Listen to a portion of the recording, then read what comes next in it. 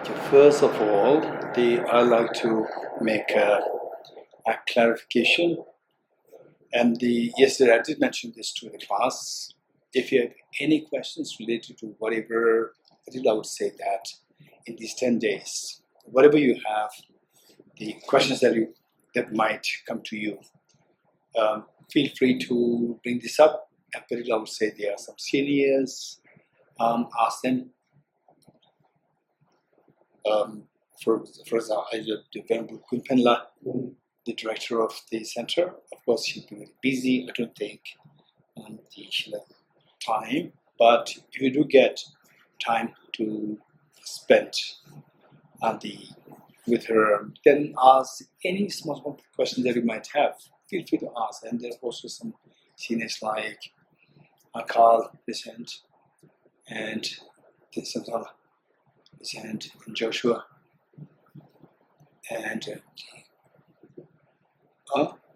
there's Umar there. Yes, and then okay. So there are some seniors here, and then also Tenzin Petuna here, present. Tenzin Petuna, yes. So that way you can ask those seniors for any question, and you have not satisfied. You bring this up in your group discussion, and the still not satisfied, you bring this up on my table. Still not satisfied, then she's holding us a bit. Again, I'm joking. Okay, don't worry. So the quantum physics, when you study quantum physics, don't expect that you ask one person, you get all the answers. Don't expect that, because that's with the computer. There are two things. One is that the hardware should be upgraded and the software should be, what's that? Updated. Hardware upgraded and the software updated. You're getting it? So even though the software is so good, it doesn't mean that the computer works. The computer also needs to be upgraded. Computer meaning your mind, your thinking. Your thinking intelligence must be sharpened to understand very sophisticated concepts, for example, quantum mechanics, relativity theory, and so forth. You have to, your intelligence also should be sharpened and grow. Okay, so with this in mind, just feel free to bring up questions. So don't loosen yourself. When any questions that come to you, don't think that, oh, this may be, it can be blasphemy, or what. So it may be something obscene, something taboo. Don't worry. You can ask these questions and make sure that whatever question that you have, it's resolved. That's very important. If the questions are lingering in your mind with doubts and there are no answers, and then it will not help you. Finally, I say we're here not to become a Buddhist. We're here to learn what's the reality. What's the reality? On this basis, feel free to ask questions. And of course, we should be courteous when asking questions. When you expect answers from somebody, there should be some degree of the courtesy there, and not to purposely provoke somebody. This is of the interest of nobody. So with this mind, one thing that I may as well suggest is that, for example, say if you look here, it's very colorful detail. You see this hall, very colorful. You see this very colorful, all the paintings here and the statue here, the statues. And some of us may be wondering, why statue, why paintings, why not keep it clean? And so these questions can come to us. So therefore, as I said earlier, don't feel that if I ask something, it can be taboo, or can be obscene, or can be blasphemy. Don't worry. So, for example, like the statues. So, for how many of you, let us be very honest, that how many of you keep photographs of your family members? Raise hands. Or at least your own photograph. Raise hands. How many of you keep photographs or in your mobile? Raise hands. Right? Okay. So these photographs, why do you keep the photographs of your family members, your children? Why? Anyone? Why? To remember, right? So it gives a very soothing feeling to remember that person, that child, your parents, and so forth. But this photograph is not that person. Don't forget it. This photograph is a piece of paper or pixels on a mobile. It's a pixel. It's not a person. But we are not remembering that photograph. We are remembering the person through this photograph. You're getting it? So the photograph is used as a means to get to that person, to remember that person. So it's just otherwise it's just a piece of paper. Which is better? 2D is better or 3D is better? 3D is better. So these are 3D. The statues are 3D version of the photographs. You're getting it? So there's nothing. The problem is that yes, it's just made of stones. It's made of metals and so forth. But don't worry. The thing is that you are not making prostration to the stone. You are not making prostration to the metal. You are making prostration to the person who this statue depicts. This person is the one who is inspiration to you. Many people, you have role models. In today's world, in modern society, we talk about the role models. Somebody who you look up to, from whom you learn. So these are when we make prostrations, think of the person, enlightened masters, who these statues depict, who these paintings depict. Their paintings are the 2D version, and the statues are 3D version for you to be connected. Because as I said earlier, to learn the Vietnamese language, go to Vietnam and see the actual people there. You see the 3D version. And from there you learn so fast. So it's not about that you're making prostration to the metals, you're not making prostration to the stones and so forth. It's about the person who these things represent. Then later on, you will come to discover, later on, the moment you study these things, more the intricate concepts, you start learning these things, then later on you will come to discover some subtle information, very subtle information, subtle phenomena that even say for example, what is known as we call it the epiphenomena, something which, for example, in many places, you see houses, they are left abandoned. Nobody dares to stay in this house because they see that some of these places are seen as dead. Haunted by what? Haunted by what? There's some unseen, say, the entities there, and which, if you're not happy to accept, don't accept it. Don't accept it. Try to learn what you can learn. The things, finally, the job is whether there's some unseen entities or not. This is not the important. What is important is that your mind should become happier. Your well-being. Somebody who feels so lost and the world is extremely competitive, and then I don't get anywhere, I'm nobody. So that person, when you say nobody, I'm nobody, what do you feel? Happy, unhappy? Very unhappy, very low. So that person should come out of this problem.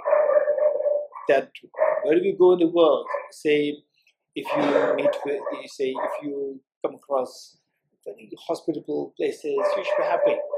If you come across very unwelcoming places, still learn how to maintain your joy, not being affected by the environment. So this should be the purpose.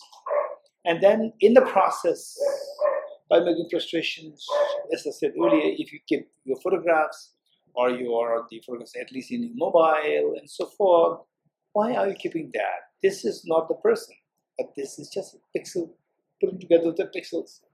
That's it. But you keep it because through this, you remember a person who you feel so close to.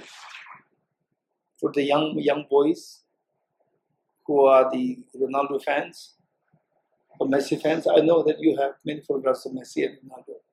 I know. Those girls or the boys are good, I don't know. who was a fan of the Taylor Swift? I know who you have the photographs of her. I know. That is just a bunch of pixels. It's not Taylor Swift. It's not Ronaldo. And some of you, I know you have photographs of His Holiness the Dalai Lama. That is not His Holiness. His Holiness is there in the palace, not in the mobile. But through this, you connect yourself. This give a pleasant feeling. Finally, you should be happy. By giving this, if you're happy, this is what you should be doing. But not giving this, if you're happy, don't give this. This is what you find your well-being. That's so important. So with this mind, so your mind, we need to learn how to open up our mind and then see that finally it should make sense. It should make sense to you. And you should be comfortable. And so meanwhile, oh no, I don't like this. Don't stay there. Don't limit yourself. Grow. Keep growing. There's no harm. For example, say, in this class, primarily this class is this retreat is about the Bodhichitta, the altruistic intention of compassion to benefit others. Meanwhile, the other side, the wisdom of emptiness, to see things differently. This is going to be another part of the focus of our class. So, in other words, you have a tremendous potential. Like a small child. When you're a small child, your parents somehow make you to go to schools. You agree, presents. And presents those who don't want to go to school when you were aged 4, 5, 6, 7, 8, presents. Do you want to go to school? You tell lies to your parents. I've got stomachache, a headache. Right? Particularly Monday mornings. Monday mornings or the Sunday mornings. Right? And then the Friday evenings, you're very happy. Your headache is gone because you're happy. So that child, because your knowledge of the world is so limited, your parents are there to support you, to expand your knowledge. So now you should be your own parents. Support yourself to expand your knowledge. And that too are very profound knowledge. Knowledge, there are two kinds, just information and profound information. Vast information and profound information. What is vast information? Oh, according to this tradition is like that, according to that tradition is like that. Just you can parrot, but you can parrot so many other people's the thoughts. Profound information is where you know these subtle concepts. For example, like say when you're born, you don't know quantum mechanics. Then by the time you reach age 14, 15, 16, 17, these concepts are introduced to you. Mathematics is all introduced to you. And then gradually you say, yeah, I know mathematics. It becomes your knowledge. So therefore, this is to expanding your knowledge. So in a way, what I'm saying is that we come here to expand our knowledge and to deepen our knowledge to make sure that you become confident of the reality so that you become fearless. We are seeking two things. One is the fearlessness, and the other one is the expansiveness of your ease and happiness. So these are two things that everybody is seeking. The males, non-males, females, non-females, or the Easterners, Westerners, or the young, old, everyone from this religion, that everybody is seeking these two things. And all these religious teachers, the prophets or the founders, they came on the planet Earth to help the people. People are suffering. 0.3 million years ago, the Homo sapien first came to the planet Earth. 0.3 million years ago. And before that, Neanderthals and our ancestors of the Homo sapiens. And before that, 200 million years ago, like the dinosaurs and so forth. And go back 4 billion years ago, then the unicellular organism, our first ancestor. So from there, the desire to be happy, not to be in fear, that is a basic instinct that we have inherited. And so with this in mind, everybody wants that. Get away from the fears and to expand your ease. This is what everybody's seeking. So now the mental health issue is a major crisis in the world. Everywhere in the world, from this religion, that religion, everywhere, with religion, no religion, everywhere, there's a mental health issue. There's a big issue everywhere. And so that means that that we have some aspiration, and the situation is such that our aspiration is being undermined because of your lack of knowledge and because of the environment and your lack of knowledge how to overcome this. We don't know, so therefore we feel depressed, anxiety, because we don't have the tools to overcome. Yes, there are tools. We don't have the tools because our knowledge is so limited. Why should we have to limit our knowledge? Expand it. Expand it. We come here to expand this knowledge. So let's not forget this. So with this in mind, what I'm saying is about worshipping or make prostrations to the statues, to the paintings, so forth. Just keep it very open. Don't think that I'm making prostration to these stones or the metals, so forth. So I am remembering my heroes, and my role models. Finally, which you're going to learn over these 8 days. Finally, it is not external. It is my mind and how to tame this mind. If I learn how to tame this mind, even if you have nothing, you are the happiest person.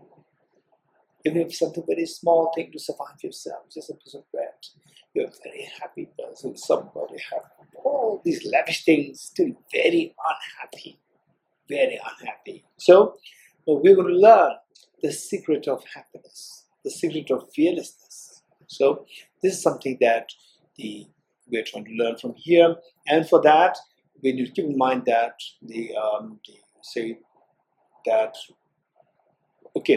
when I say that be confident to ask questions, it doesn't mean that you can do the same thing to all the traditions. You're getting it? Don't think that, oh dear, once upon a time when I went to Dharamshala, Tushita, so there he welcomed any kind of questions. It doesn't mean that you can do this. We should really respect other people. Where some people they traditions, individuals, they may not have the answers, and some of them may not even entertain questions. And if you become so bold, then you can be disturbing the communities, disturbing the individual, we don't have the right to disturb somebody else's the ease. So whereas if somebody welcomes you with questions, then you're very lucky. Whereas if somebody is not happy to answer questions, then they don't disturb. So when I say that about attending these retreats, I think you learn something, and then you start to question your parents, question your, so this is not a class place. So you keep growing, but don't disturb the community. You keep growing. That's very important. Okay, so having said this, there are three things that to begin with, the morning practice. Eventually you will know why the morning practice, we spend a lot of time together in the morning practice, a little over 2 hours. Sometimes we can finish a little earlier, and I may as well invite the samsala to, because because I have to give teachings, all 3 sessions plus the evening online classes are there. So therefore, to conserve my energy, I request the samsala to lead the prayers, and this samsala from tomorrow you can sit in front, you can sit somewhere here, and then lead the prayers, and for the mantra resolution, so forth. Say if you need help, I will be there. Okay, so this one thing, and then we have also Omarla. So we'll take turn. Omarla and Joshua are there, and the Carl. Okay, so we'll take turn to do this, and today I will lead from tomorrow. I'll be here, but the samsala, they will take turn to lead the prayers. Okay, so for that, 3 things to remember. One is refuge field.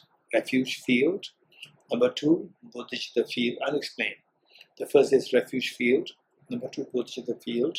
And number 3, the purpose of our coming together, the purpose of the practice. So why these 3 things are emphasized? To make sure that our time is used productively. Sometimes we spend a lot of time and the productivity is so less. In other words, on the least cost effective. So whatever time that we spend, that we get the maximum out of this. What do I mean by maximum? Growth. So for to maximize this growth, by spending time together, there's 3 things to remember. The first one is refuge field. Number 2, Bodhichitta field. Number 3 is the purpose of this practice. So first, why the refuge field? Refuge meaning that I'm going to learn from whom? We're going to learn from the enlightened masters, like Buddhas, Bodhisattvas. And what is Buddha? What is Bodhisattvas? This is all we're going to learn in these 8 days. So we learn from these beings. For example, when I was a little boy, maybe age 14, 15, I was so fond of physics. Because of which, my friends, in those days, so all of you are way younger than me, so you don't have any idea about what's that, regular mail. There is handwritten, posted, and then it'll take another 15 days to get to the other side of the world, right? So today, it's unheard of. Young people, you have never heard of these, right? Okay, so like my age, they know that. So it takes like minimum 15 days, almost, I would say more than 15 days, like almost 1 month. You send a letter and then you relax. And the reply will come after 1 month. So today you send a mail here, wherever in the world, and within a few seconds you get the reply. So there's a change. So in those days, my friend in America, my school friend, he left America, family, family reunion. Then he told me, Dorji, what do you want from America? So it order took 15 days to reach the letter to me. Then I wrote back, written, and then go to post it. I need a big poster of Albert Einstein. Because I love Albert Einstein. I love physics. You getting it? So he's seen as a role model. The pictures for Albert Einstein. It's just a paper. But through this, it connects me to Albert Einstein. It inspires me. Finding people who have the passion, they will succeed. The passion for good things. Passion for bad things may not succeed. You can ruin yourself. Passion for bad things. Passion for good things, these people succeed. Like somebody who loves, say, mathematics, studies, physics, want to help others, these people will shine. Whereas those who love the negative things, disturbing others all the time, and then being too selfish and disturbing others, they will never shine. They will continue to suffer more and more. So, with this, I said that. So, the Albert Einstein, big poster. Okay. And then some of you may be wondering what happened. It never came. It's already around 40 years now. It never came. Okay. So some people, they sympathize with me. And later they bring some photographs of Albert Einstein. Now I'm too old for that. When in younger days, there's so much of, curiosity, love to learn physics, quantum physics, relativity theory. It was just a burning desire in me to learn these things. Okay, so but having said this, first the refuge field, meaning that somebody who you take as a role model with respect to, don't forget, when I say role model, doesn't mean that to make money, to make power, to this, to that, and so forth. Role model for your well-being, Your question, you should ask the question, what am I seeking? What am I seeking in this life? So we need, we'll discover that. We'll discover whatever you may say today. You may discover it's a very shallow representation of what you're seeking. And over the 8 days, you may discover deeper and deeper of what you're actually seeking. And when I was a child, I was seeking something, but I didn't know what I was seeking. Particularly when I was age 18, 19, when I was graduating high school, I was seeking something, but I didn't know what I was seeking. So to become a medical doctor, to become an engineer, no. What are you seeking? I didn't know. And then later, towards the end of that journey, I discovered that I was seeking some kind of knowledge where I can go deeper and deeper and deeper, where there's no dead end. This was what I was seeking. I discovered that later on. So deep inside, there's something there, and I never get the feeling of the fulfillment. Okay, this is it. I become a doctor. I become an engineer. No. This is why I should limit myself to. But what are you seeking? I didn't know. I could not articulate it. So later I discovered that. So likewise, each one of us, we have your own aspirations. But these aspirations, they can be deeper version of that, which you are not aware of it yet. So let's see, let's explore. So for that deeper, the level of the aspirations. So there are beings who actually tread on this path to achieve those deeper level of the aspirations. And these beings you take as role model for you. That is known as the refuge field. And how do you visualize them? Well, what to visualize and how to visualize. What to visualize those enlightened masters. So over the 8 days, you will hear many names. So these become your role models. And particularly, I would say, if they're Christians who see Lord Jesus Christ as your role model, yes, of course. If someone who have Lord Ram, I particularly have a deep respect and reverence to Lord Ram and the Jesus Christ and the Mola, the one who founded the Baha'i religion, and Guru Nanak and Lord Mahavir. I have a tremendous respect. And for example, for Muslims, I have some Muslim friends. The integrity is just amazing. Work culture is just amazing. They do things with a beautiful heart. Just simple workers. But what they do, you can trust them. So these are these are values we learn. And then, for example, say the Jews. I have many good friends in Israel. And I've been traveling to Israel for many years. And there are many good friends there. Amazing good friends. And their work culture is amazing. So just the mere thought of my friends in Israel is extremely uplifting for me. So we see that there could be everywhere. So with this mind, say anyone who inspires you with respect to your well-being, your deeper well-being, not just superficial well-being. Oh, I want to be rich. Oh, I want to, I want this, I want that. This is not happening. And then you cry like a small child. So this is not what I'm talking about. I'm talking about the deeper values, which will really make you proud, which everybody will look up to you. They look up to you and say, okay, this person is amazing. She is somebody who seeks a deeper meaning. And look at the integrity. Look at the sense of the confidence. Well, look at this man. He's amazing, great inspiration to all of us. Extremely calm, not easily disturbed, extremely self-sustained, and very compassionate and so wise. But you see, some of them here will be inspired. So this is what I call as the refuge field. You visualize these beings who inspire you in creating a deeper meaning of your life, deeper sense of fulfillment within yourself, number one. And how you visualize them?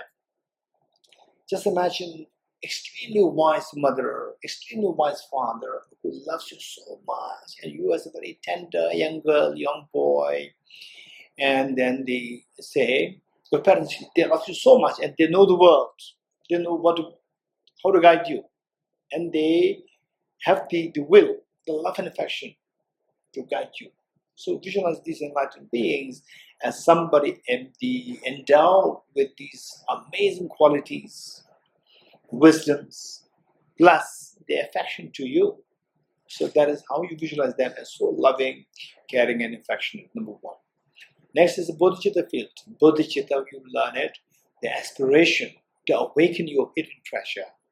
Aspiration to awaken your hidden treasure so that you, in real sense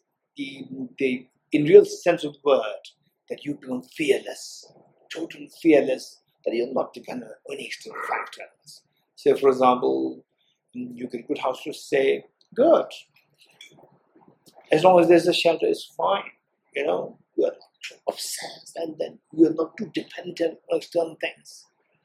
So the dependency on external things, where you feel that, oh, without this I can be crazy, you know, this is where you are making yourself weak.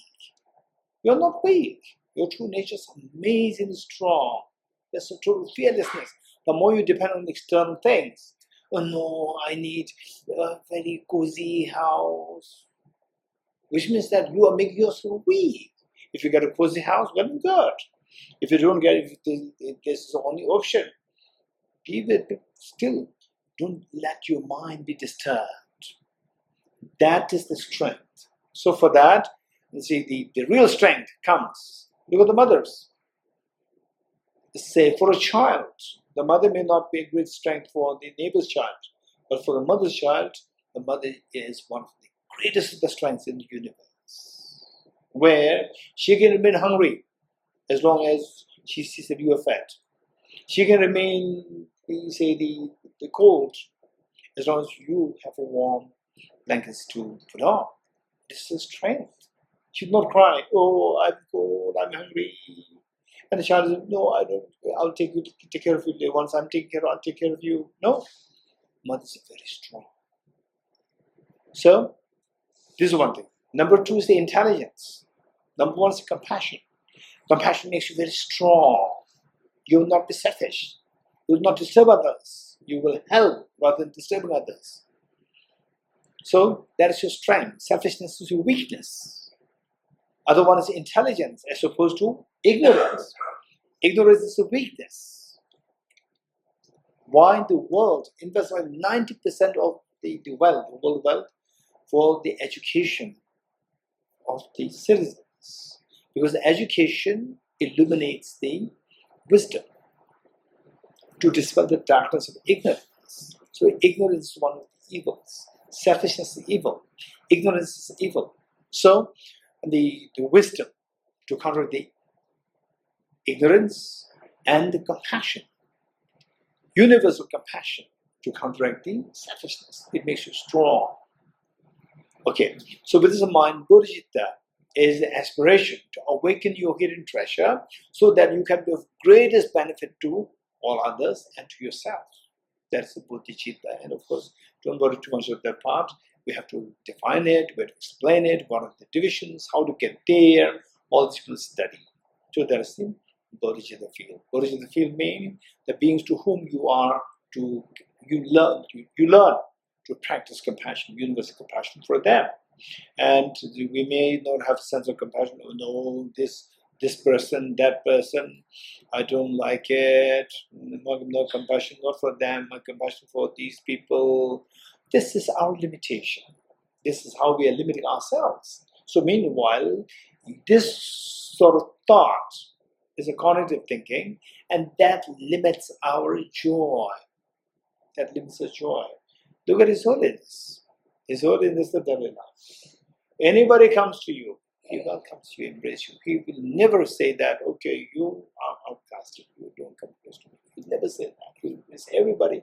And meanwhile, he's the happiest person in the world. He's happiest.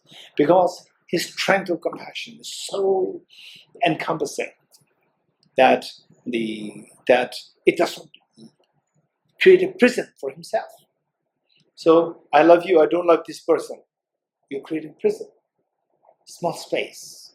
Because there's only small space where your mind can expand. Only to this person, this group, not to others. Your mind is limited. This is prison. You're creating a prison of your own mind. Prison is not a good place. So, what is meant by freedom from prison? Break the walls of the prison, and then you are free. So likewise, break the wall created by the selfishness. Break the wall created by the exclusivity. Exclusivity, to exclude others. That is our narrow thinking. Finally, it puts you into prison. Nobody puts you in prison. It is our own prison of the mind. Okay, so with this in mind, I know that there are many of you have your questions, so this all will be discussed eventually. You're getting it? What time the focus is on morning practice. So for 2-3 days it will take. I need to explain some lines, some verses, some mantras, and then by the day 4, then we'll just flow with full swing with the morning practice, with the complete practice. For the next 2-3 days, we cannot do the complete practice. Okay, so one is the refuge field, then the Bodhichitta field of all the beings, and particularly what you define as a difficult person or difficult people. Think of all of that. And then the why. This is a question. Why? Because for your own well-being. And what is the relationship between my well-being and including different people in my compassion practice? So this will learn over time. And so Bodhichitta field visualize all the beings for time being. Even though you may not agree, don't worry. If you don't want to include them, don't include them for time being. And learn the reasons. Learn the reasons, and then if it makes sense, you can include. Still, if it doesn't make sense, don't include. You're getting it? Okay, so this is what we should be doing. Number 3, the purpose of this practice. The purpose, why we are here, the purpose of this practice is to awaken your hidden treasure. There's a hidden treasure within each one of us. The Buddha revered as like a god, and with ordinary beings, we see ourselves as so ordinary. We are very ordinary, and Buddhas, they are revered so much. There's such a big the contrast there between how they respond to the Buddhas and how we respond to ourselves. So we see that eventually you also have the potential to become a Buddha. Buddha doesn't mean, say, God or something like this. Buddha means the one who is awakened. Who is awakened. So you also have the capacity to be awakened. So Buddha is a Sanskrit word. It means awakening. You also can be awakened. I can be awakened. Each one of us can be awakened. Awakened from the sleep of the ignorance and sleep of the selfishness. We can be awakened. Why selfishness? So I want the good thing, and then the others I don't care. I must. Yes, you'll get the best. By being selfish, you don't get anything. This is the irony. Selfishness is supposed to protect you, but it's actually harming you. It is putting you in the prison of your mind. Okay, so with this in mind, the purpose of this practice is to awaken, discover the hidden treasure within you, within me, within each one of us, to discover the hidden treasure. How to discover that? This is what for we are here. So my practice, whatever we are doing here, the 8 days, is meant to awaken the hidden treasure. So I never thought that I have a hidden treasure. The most precious treasure in the universe is within yourself. It's nowhere outside. And because of this, failing to discover that, we underestimate ourselves. Underestimate ourselves, and because of which we feel so weak. And then we try to be defensive, because then you think that you're weak. And then somebody comes who seems to be more exuberant, or more powerful, or more successful. You feel weak and you become very defensive. While becoming defensive, there is unease build up, stress build up. What do we have to have stress? We all have the seed of awakening, hidden treasure within us. Just as a person very successful, you also have the potential for the success, ultimate success, not just a partial success. ultimate success is the treasure within us. So the job is to awaken that. For that, what exactly is that treasure? How do I know that? You have to ask. And once you know that, oh, there's a potential within you also. Next question, how to awaken it? So these are things that we need to keep in mind. So with this mind, I will say the request is Samsala. You can come here with your question.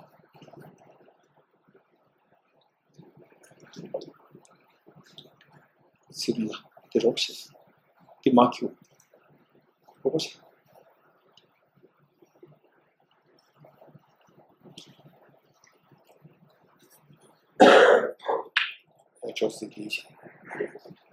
Eagle.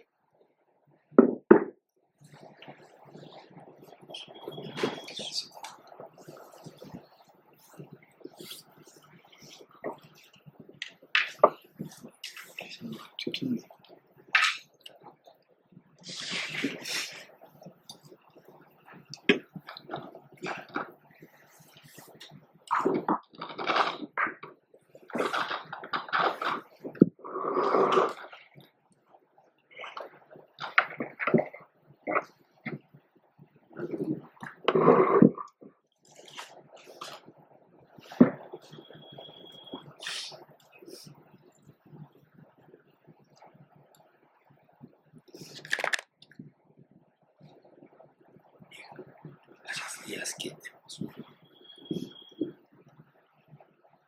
This choose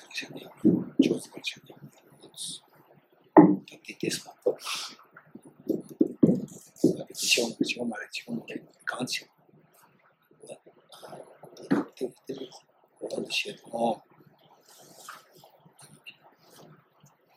이거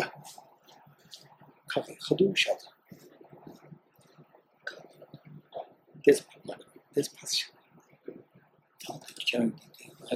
지금 말해. Young people, they have amazing body. This is the pass. Deda, Mogeshi deda. Mogeshi small carting don't show lash. The IT staff, young people. Then cut it and we told this party, others. I think of this passion. Also, the others.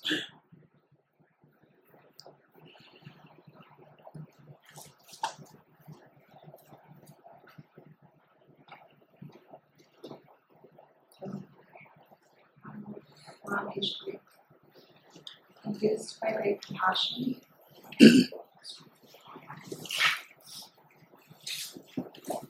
Page 3. Page 3. 2 times. On the bottom of the page.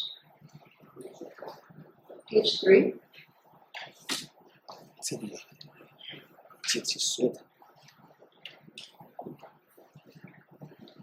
Enthused by great compassion, we taught the Immaculate Dharma to dispel all perverted views. To the Buddha Gautama, I pay homage. Enthused by great compassion, we taught the Immaculate Dharma to dispel all perverted views. To the Buddha Gautama, I pay homage. Enthused by great compassion, we taught the Immaculate Dharma to dispel all perverted views. To the Buddha Gautama, I pay homage. Taking refuge in generating Bodhichitta.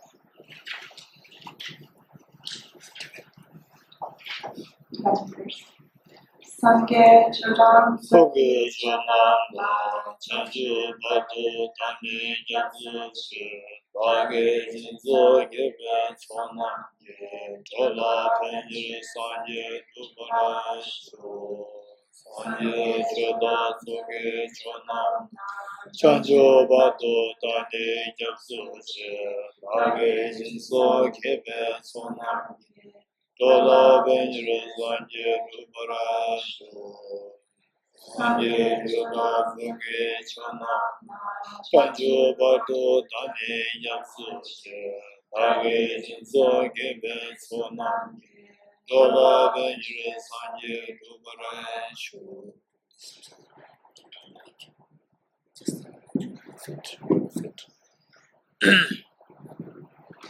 Oh, I'm going to quickly explain this verse which we just read, in Tibetan, and so you will know what you are saying. First, Sangye. Sangye is the Buddha. Buddha means somebody who has discovered, discovered and who has unraveled the hidden treasure fully. That is Sangye, the Buddha. Ch is the Dharma, the teaching of the Buddha. Tang is and. Okay, so this book that you have is your book, is your copy. So after the retreat, you take it. It's your copy. So if you want to make notes, you can make notes on this, but of course clean, out of respect. Sanje Chu Tang Chok. Chok is the accumulation, assembly. So Ki is the linking word, and Chok. Chok is the supreme. Namla is to these, supreme of the assembly, meaning the Sangha, the beings who practice the Buddha's teachings. And how English works and how Tibetan works is very different. The language, they differ. I don't know how the Hebrew works, and the, say, Hindi and Tibetan, they're much more the same. So, okay, just for information, that when I was translating for His Holiness, it was quite a tough job, because that His Holiness speaks in Tibetan, and how to translate English, and how the English works and how Tibetan works is just the opposite. So English, the English is from, let's say, from A to Z, or Z to A, let's say, Z to A. And the Tibetan works from the opposite of that, A to Z. So, till His Holiness completes the sentence, I cannot start the translation. Because I have to wait the last word that His Holiness is going to say. Because that's going to be the first word in English. You're getting it's a big challenge. Meanwhile, you have to remember all the sequence what His Holiness said. Sometimes His Holiness speaks for 5 minutes. So it's a big thing. So therefore, when you read this, and it's not that one language is better over the other, keep this in mind. Language can be more sophisticated, but it doesn't mean the one is better than the other. All languages are beautiful. The sophistication can be there, so where a language has the ability to express the very subtle feelings, subtle cognitive thought processes. So any language having that capacity, that is a sophisticated language. So whereas some languages, they don't have that capacity. They need to be developed. So in Tibetan is like Sanje Chödang Soge Chonanda, Buddha, Dharma, and Sangha, to these. In English, to the Buddha, Dharma, to it comes first. So it's not that English better or Tibetan is better, no. All languages are just so beautiful. One thing is that they differ in style. They differ in the how you begin and how you end. Next, Changchub. Changchub is enlightenment. Enlightenment, Changchub. Parutu means until enlightenment. Dak is self, I. Dak. Ni is the linking word. Kyapsuchi is go for refuge. Kyapsuchi is go for refuge. And then Dola Penchil. Do is sentient beings, the beings. La is for, two or for. Pen is benefit. Chil is in order to. Pen, chil. Sangye again same Buddha. Dupa is accomplish, attain. Shok is may. So look, in Tibetan the may comes last. In English we say may I become Buddha, may comes first. So in Tibetan it comes last. So this is how the language differs. And the people who only heard English all the time, I mean this is very strange language. And people who heard Tibetan all the time, they see English very strange language. So this says both are correct. It's only about our lack of exposure to the traditions. Okay. I hope you got me now. Yes. I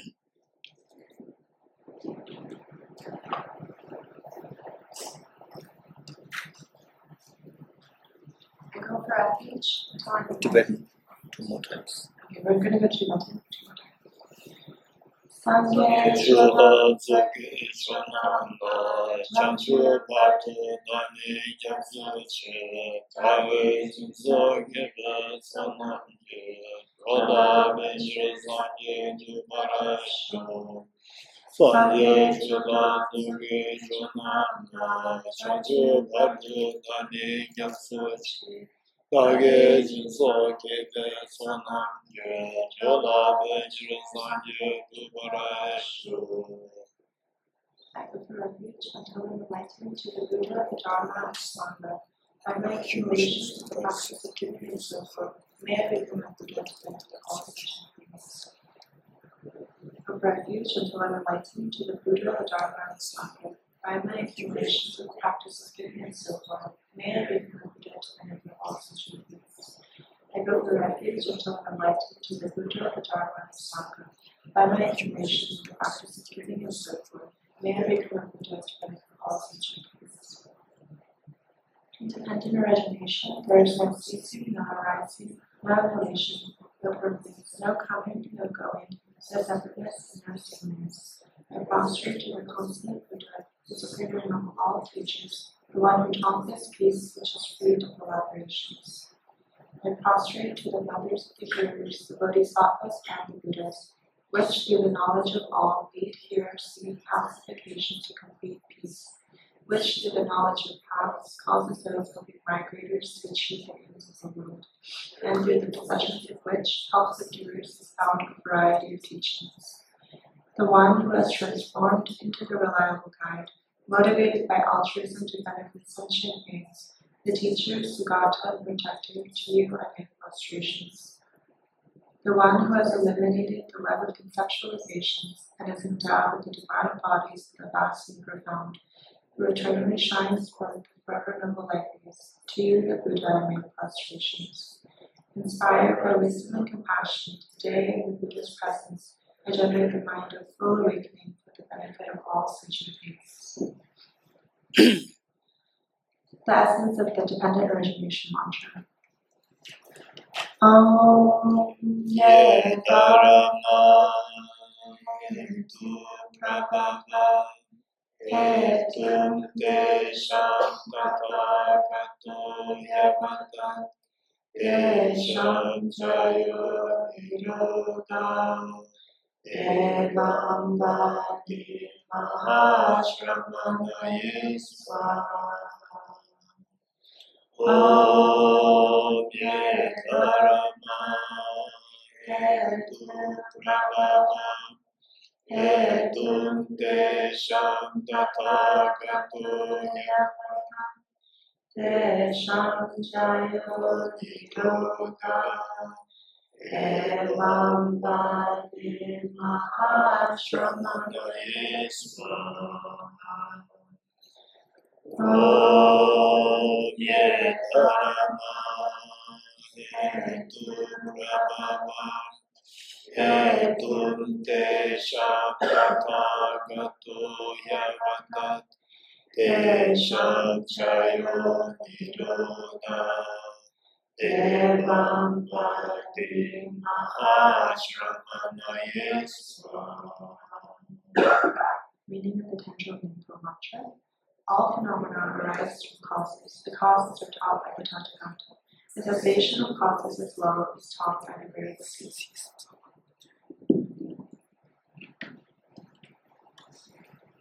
Okay, I will explain the meaning of the mantra. The mantra itself, Bodhi word. I'll try to explain it. So next time, whenever we recite this, it should give us some sense. Okay, the first. That the syllable is Om. Om is something common to the Buddhists, Jains, and the Hindus, different forms of Hinduism. It's just this word is common. The syllable is common to all. This syllable Om is but for this mantra, Om is required, not required, without modifying. And some people may recite directly Ye Dharma Hetu, whereas others may recite Om Ye Dharma Hetu, modifying. What is meant by Om? Om is a syllable which is made of 3 letters. A, U, Ma, not A, O, Ma. And this is again how the language works. And some of you may think that it's A, U, Ma, it should become it should not become Om. But it's Om. And for example, okay, the CUP, how to pronounce it?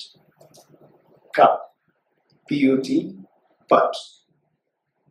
The CUP is cup. By logic, it should be a. CU is a. But, with the word cup. Then PUT should be but. Is it but or put? Why put? Why not but? No answer. You're getting it? This is how the language works. Don't forget it. So when you see some flaw in other languages, see that problem in your language also.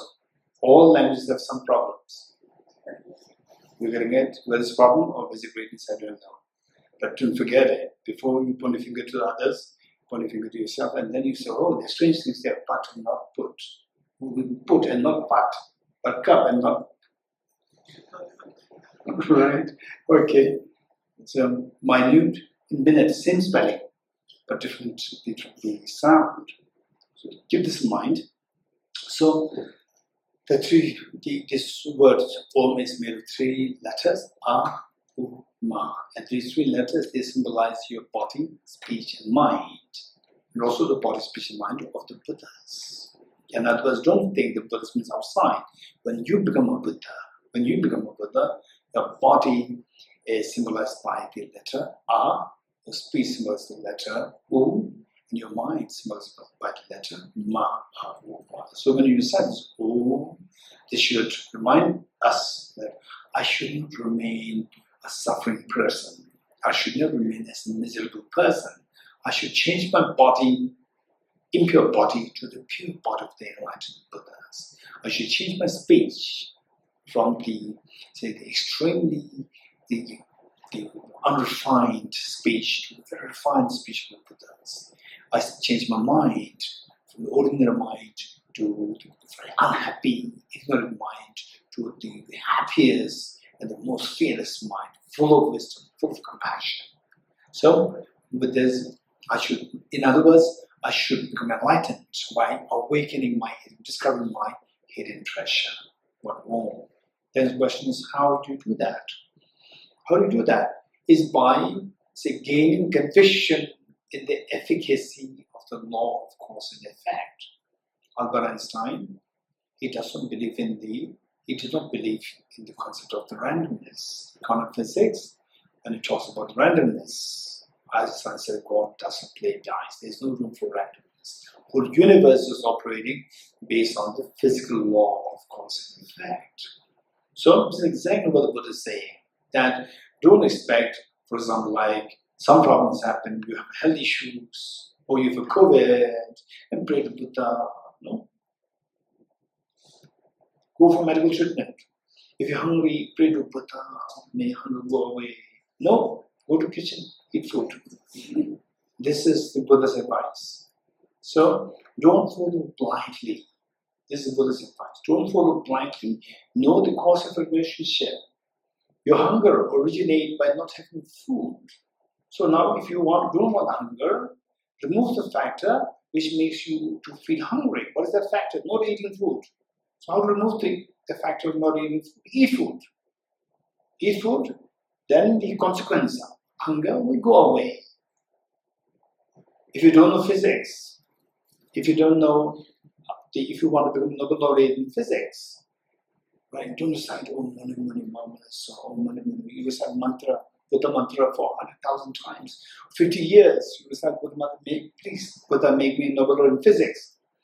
How many of you think that? Oh, this is amazing idea? No, it's an amazing idea. It's amazing because it's not unrealistic. You will not become Nobel laureate in physics. Study physics. Don't recite mantra, Om Mani Mani Mansa, Om Mother Einstein, Om Albert Einstein. Don't recite this mantra. Study physics. Then you can expect women of physics. So this is known as a cause-effect relationship.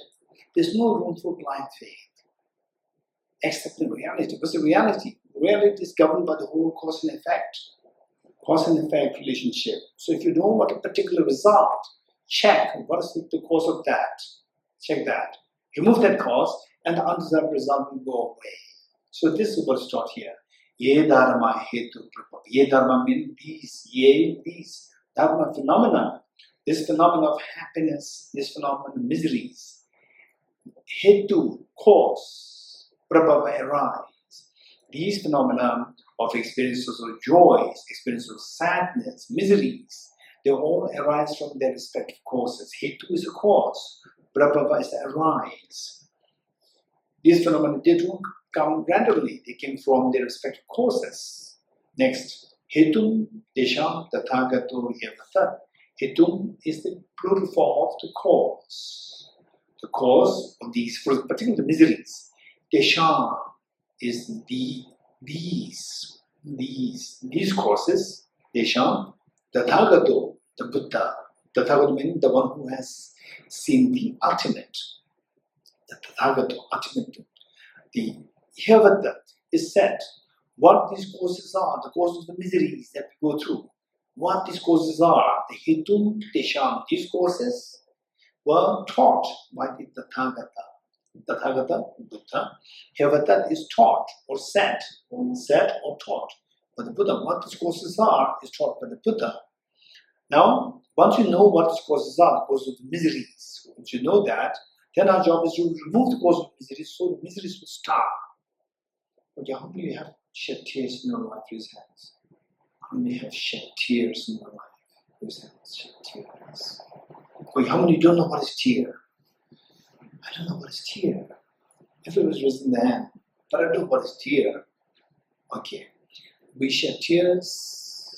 Tears, there are two kinds. Tears of joy and tears of sadness. Tears of desperation. And all the tears that we shed, once in a while there's some tears of joy. Wimbledon. Somebody wins the Wimbledon, they cry, out of joy. The majority, 99.99% of the people shedding tears, so all painful tears. How to stop these tears, stop the cause of the tears, because there's a cause of a relationship. There's no room for, say, the tears, the blaming of the Buddha created the tear, God created the tear. No. It is your negative deeds before that the tears are coming now. So stop these causes, your tears will stop.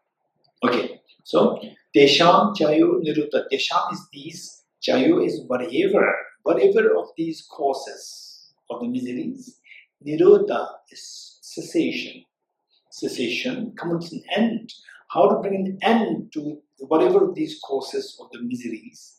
Evam, the last line, Evam is thus. Vadi is taught, said. Mahāyāna, Maha is the great. Shramana is the saint or the seer, great seer, referring to the Buddha. So when you become a Buddha, you also teach the same thing. When you become a Buddha, you teach others, don't follow blindly. Don't follow blindly. You have to accept the law of cause and effect. Get conviction in the power of the cause and effect, and try to create a cause of the happiness, stop the cause of the miseries. Your miseries will stop, create a cause of the happiness, your happiness will increase. Nirodha is the cessation, how to stop the causes of the miseries. Evam, thus, Vadi, said or taught by the great seer. Great seer meaning awakened one, enlightened one. Yes, Waha, this is established. In other words, as you find in the next verse, all phenomena arise from causes. The causes are taught by the Tathagata. The cessation of causes as well is taught by the great seer. Okay, things in same meaning.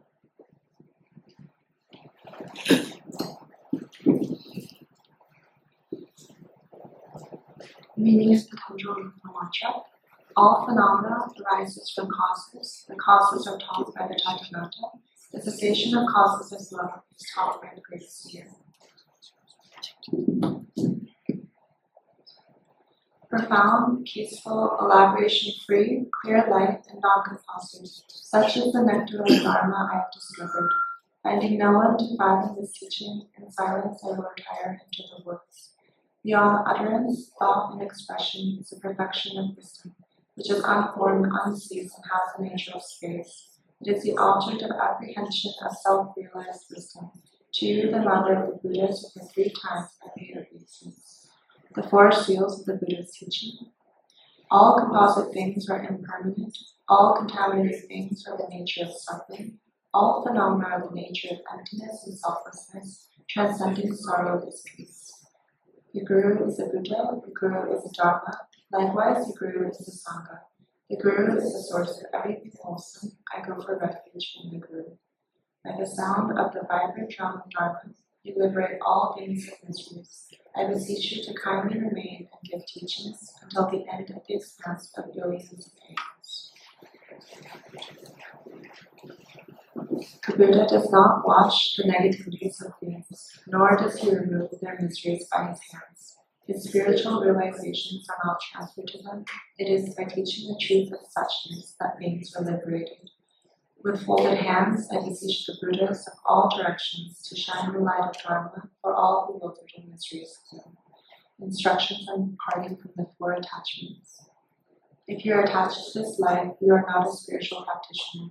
If you are attached to samsara, you have no renunciation. If you are attached to your own self-interest, you have no bodhicitta. If there is grasping, you do not have the view. Page 14. Page 14. Praise to Shakyamuni Buddha. Okay. Let me quickly explain why they're doing saying this praise to Shakyamuni Buddha. Those who are back, can hear me? Those who are back, okay. Why we are saying this praise to Shakyamuni Buddha? Sometimes we have very naive thinking. Oh, if I praise the Buddha, then Buddha will be very happy, then he will bless us. This is these small children's way of thinking. Because you praise somebody, the person will be very happy. That is, thinking is very low. For Buddha, when you become Buddha, it's not that the Buddha Shakyamuni Buddha is one of them. Buddha Shakyamuni is one of them. Each one of us, we have the capacity to become Buddha. When you become a Buddha, then what happens is that it doesn't matter whether somebody praises you or not. It's like a mother, very smart, intelligent, loving mother. It doesn't matter the child, say the praises you or not. It doesn't matter. No matter what the child does, the mother loves you. So this is exactly what the Buddha is. When you become Buddha, you become like one like that. It doesn't matter whether you are not affected by other people's praise or deprecation. But then why do you have to say praise to Buddha Shakyamuni? When you admire somebody, when you praise somebody, means you praise with good qualities. Good qualities. Knowing that I too can become Buddha, you too can become Buddha. Knowing that, okay, what are the qualities based on which somebody is seen as a Buddha? So I should also cultivate these qualities. So identifying, given that this place is set with pinpointing to the Buddha's good qualities, and I do have the capacity to potentially become Buddha. Do I have these qualities? If you have, rejoice. I'm so glad that I have these qualities, although partly, but still I do have some of these. Rejoice and then nurture them further. And if you don't have these qualities, don't worry, you have the seeds. You have the seed of awakening. You do have all the seeds, if not in the full form of the qualities, but the seeds of these qualities in you. Oh, I need to focus on these areas where the fearlessness and my infinite happiness as well would be awakened. So identify these qualities and then try to see if you have these qualities, you have some of these, rejoice and nurture them further. And if you don't have these, don't worry.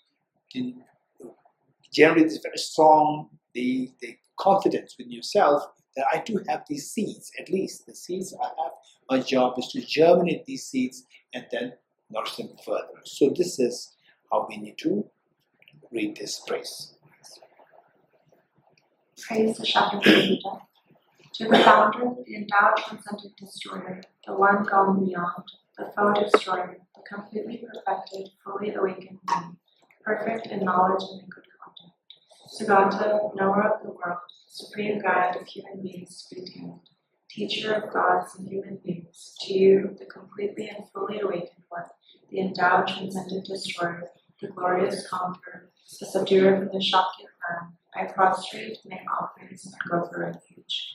When, O supreme amongst humans, you were born on this earth, you paced out 7 strides, then said, I am supreme in this world. To you who are wise, son, I prostrate. With pure bodies, form supremely pure, wisdom ocean like a golden mountain, fame that blazes in the 3 worlds, winner of the best, Lord, to you I prostrate. With a supreme science, face like a spotless moon, color like gold, to you I prostrate. Dust free like you, the 3 worlds are not, incomparable wise one, to you I prostrate.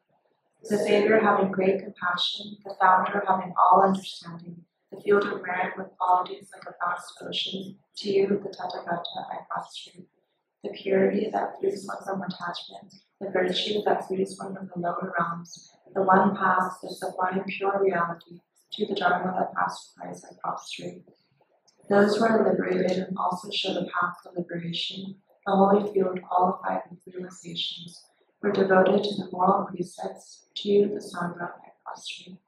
Do not commit any non-virtuous actions, perform only perfect virtuous actions, subdue your mind thoroughly, this is the teaching of the Buddha. A star, a visual aberration, a flame of a lamp, an illusion, a drop of dew or a bubble, a dream, a flash of lightning, a cloud, see conditioned things as such.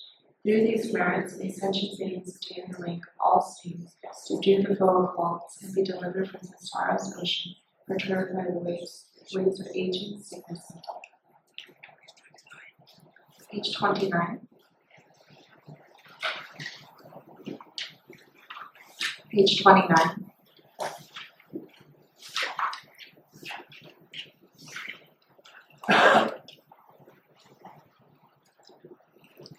Okay, page 29.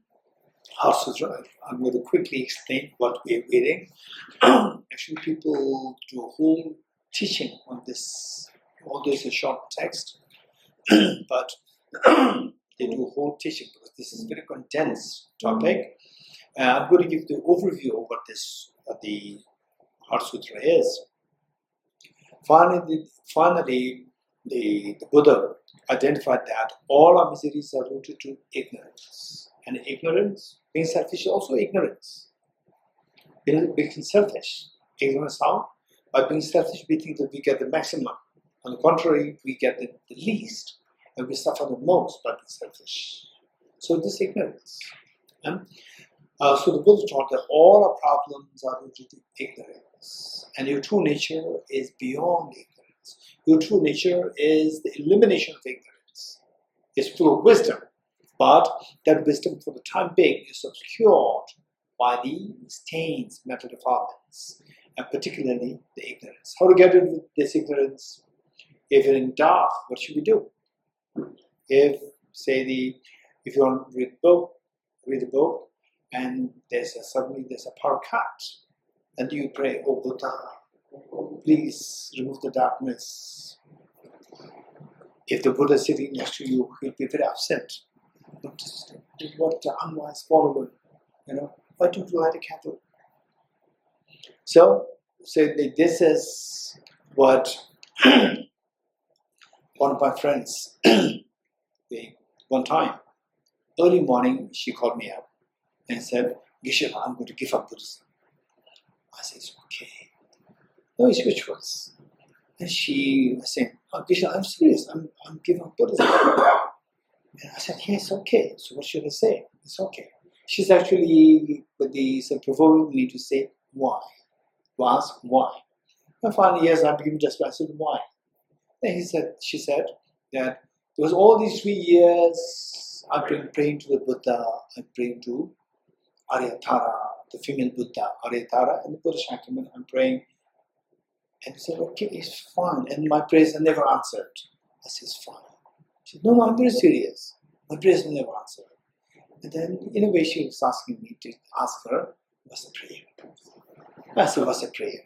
She said that last 3 years I prayed to them and that my brother should get a job. And he never got a job the last 3 years. Then I told her, okay, now I know why you become a Buddhist. If you are hungry, don't become a Buddhist. If you're hungry, don't become a Buddhist, go to kitchen. If you're sick, don't become a Buddhist, go to hospital. If you want your brother to get a job, don't become a Buddhist. Tell your brother, don't go to the pubs.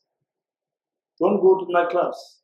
Spend time sitting for the competitive exams. Crack the exams, get the most decent job. You don't become Buddhist. So this is the message. Where, we have to know the cause-effect relationship. Why your brother is not getting a job, it's not because that the Buddha is not helping, because the Buddha taught that somebody not getting a job, if you are fully into drugs or fully into, the nightclubs, pubs all the time, never into with your books, you can't expect to get a decent job. So, if you want a decent job, then you have to sit for competitive exams. For that, you have to study well. To study well, you have only 24 hours. And 24 hours, if you go to the pubs, waste the time for you to study.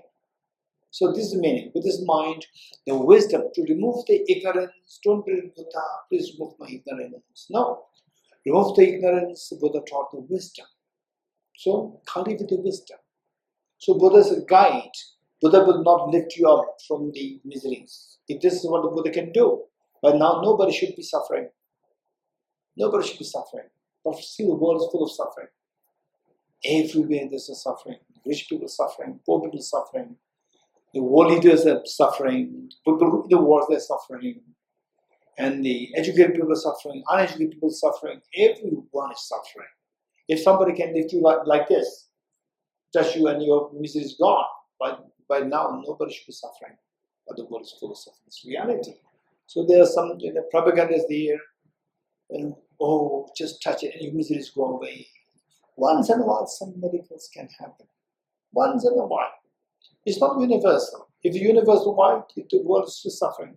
Buddhists are suffering, Christians are suffering, Hindus are suffering, Muslims are suffering, non-Buddhists are suffering, Buddhists are suffering, males are suffering, non-males are suffering, everybody is suffering. So why? If there's somebody who can do that, why people are suffering? So this is the issue. So therefore, the reality is that if you don't want to suffer, check the cause of suffering. The cause of suffering is the ignorance. To remove the ignorance is like darkness. How to remove the darkness? Don't pray to Buddha, please remove the darkness. Jesus Christ, remove the darkness. Ram, remove the darkness. No. Light a candle. These great teachers, if they are alive today, they'll be very happy if you light a candle. This is a smart example. But it's just Buddha, remove the darkness. The Buddha will be very sad. Okay, so that wisdom is so precious. So Buddha emphasizes so much on studying, reflecting, and meditating on the wisdom. And it says the heart sutra of the perfectional wisdom. Perfectional wisdom. And the wisdom means a correct information, complete information, and systematic information. Let's not forget it. Even with Buddhism, make sure that what you're learning is the correct information, complete information, and systematic information. What are the three?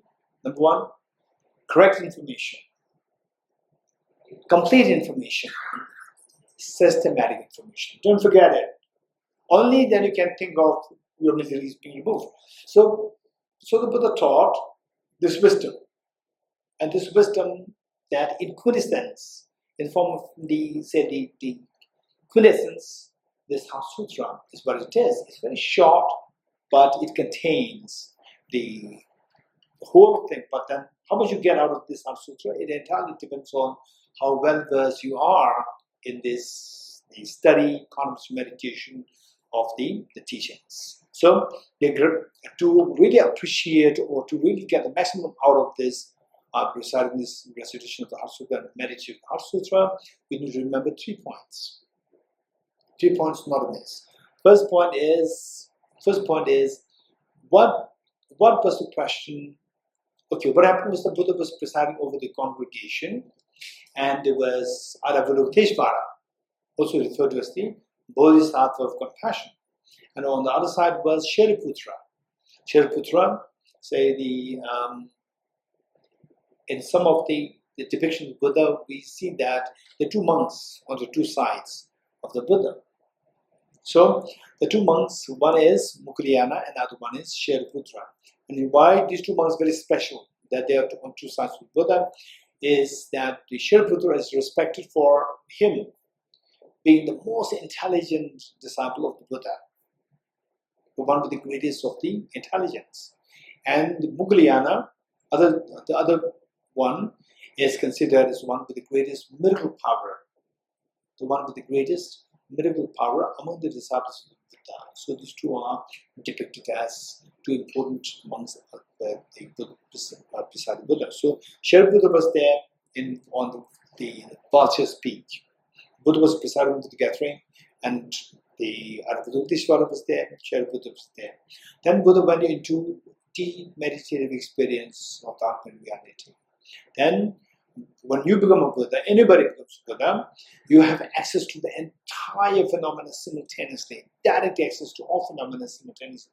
In other words, you become omniscient. You know everything.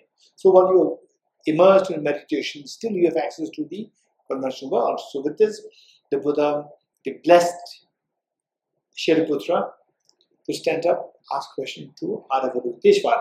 Superficially, we see the Buddha is in meditative state, but telepathically, the Buddha is blessing Shariputra and encouraged him to stand up to ask question to Avalokiteshvara, the Bodhisattva of compassion. So 3 things not to miss. Number 1, what was the question asked by Shariputra to Avalokiteshvara? Number 1. Number 2, what response Avalokiteshvara gave to Shariputra? Number 2. Number 3, what is the benefit? What benefit we get if you practice as the way Avalokiteshvara taught in response to the question asked by Shariputra? 3 points. Number 1, what is that? What was the question asked by Shariputra to Avalokiteshvara? Number 1. Number 2, what is the response Avalokiteshvara gave to Shariputra? Number 3, what benefit we get if you practice as taught by Avalokiteshvara in response to the question asked by Shariputra? 3 points. The first one, what is the question asked by Shariputra? The question asked is, how should a child of the lineage practice the professional wisdom? Let me repeat it. The question asked by Shariputra is, how should a child of the lineage practice the professional wisdom? What is meant by the child of the lineage? So in the past, 1,000 years ago, people respect the prince, the king's son. Even the most intelligent ministers, they have to respect this little boy or the little girl who is the heir of the king or the queen. So why we respect this little child who does not know anything, but we have so much respect to this child? Why? Anyone? Anyone? One day he'll become the king, because he's holding the lineage of the king. He's holding the lineage of the king. So therefore he becomes very important. Likewise, which lineage is more important? The king's lineage to become king or become a Buddha? Which is more important? Becoming king, at the most you can have your people. But becoming Buddha, you can have all the sentient beings. So lineage of the Buddha is more important than lineage of the king. And how many of you are holding the lineage of the king with hands? Or how many of you are the heir of the king? To the next king, next queen, with hands? Don't worry. Although we don't hold the lineage of the kings or the queens, the monarchs, don't worry. We still can hold the lineage of the best of the lineages. That is, the lineage of the Buddhas. How? When you make a commitment that I will become a Buddha, like just as this little boy eventually going to become king, so therefore he's holding the king's lineage. So you can become the holder of the Buddha's lineage when you make a commitment that may I become Buddha for the benefit of all sentient beings. When you make this commitment, automatically you become the lineage holder of the Buddhas. And lineage of Buddha is the best of lineages. Far, far, far, far better than the king's lineage. So we can have, each one of us, we can be the holder of the best of the lineages, that's lineage of Buddhas. So once you become the lineage holder of Buddha, when you say, may I become Buddha, you have to do something. You have to become Buddha. So how to do that? Is by awakening the hidden treasure within. Remove the dirt which obscures this hidden treasure. So how to remove the dirt? This dirt is the nature of the ignorance by cultivating wisdom. How should we practice wisdom? This is a question asked by Shariputra to Aravadutishvara. Now the next, Aravadutishvara then explains the wisdom, what the wisdom is. How should one practice wisdom? Aravadutishvara went into great detail to explain the wisdom. Wisdom is the mind, whose apprehension to the object tallies with reality. So what is reality? The reality is what Aravadutishvara explained in great detail, how everything is like a dream. Okay, how many of you had very scary dreams once in a while? Presents very scary dreams. Okay, and so when does that fear stop? Anyone? When you wake up. There you go. When you wake up, all the fear stops. So when you wake up, how does it help? When you wake up, how does the fear stop?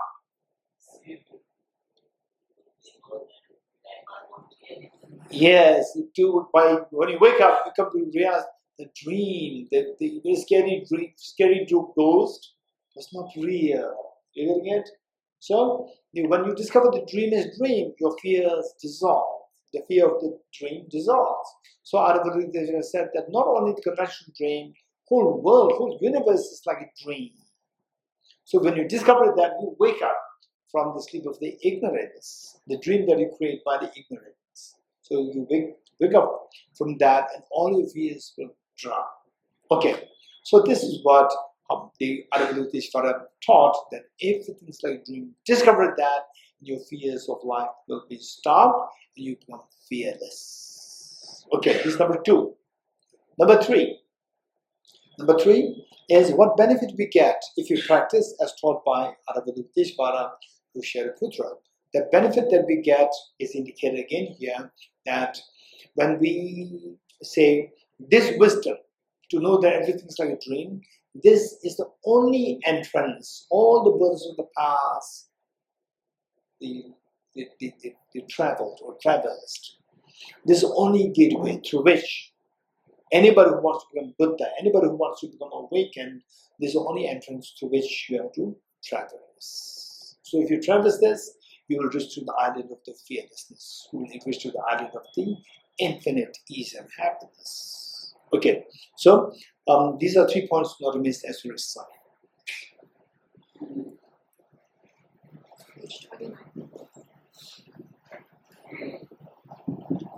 The Heart Sutra, the Perfection of Wisdom Sutra.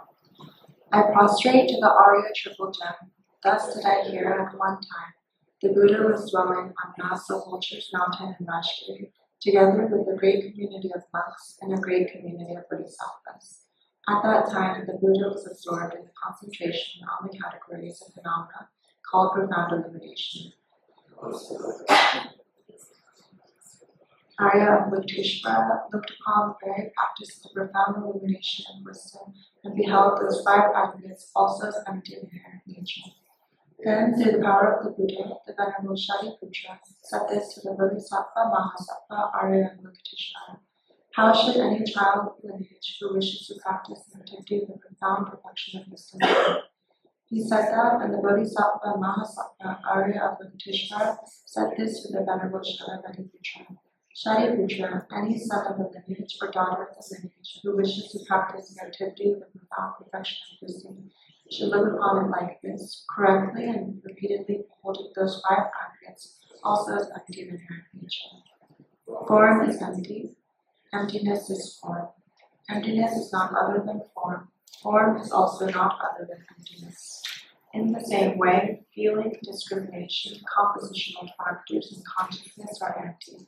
Shariputra, likewise, all phenomena are empty, without characteristics, unproduced, unceased, stainless, not without stain, not deficient, not fulfilled. Shariputra, therefore, in emptiness, there is no form, no feeling, no discrimination, no compositional factors, no consciousness, no eye, no ear, no nose, no tongue, no body, no mind, no visual form, no sound, no smell, no taste, no object of touch, and no phenomenon. There is no I element, and so on up to, including no mind element, and no mental consciousness element. There is no ignorance, no extinction of ignorance, and so on up to, and including no aging and death, and no extinction of aging and death. Similarly, there is no suffering, origination, cessation, and path. There is no exalted wisdom, no attainment, and also no non-attainment. Shariputra, therefore, because there is no attainment, Bodhisattvas rely on and dwell in the perfection of wisdom, the mind without obscuration, and thus without fear. Having completely passed beyond error, they reach the end point of nirvana.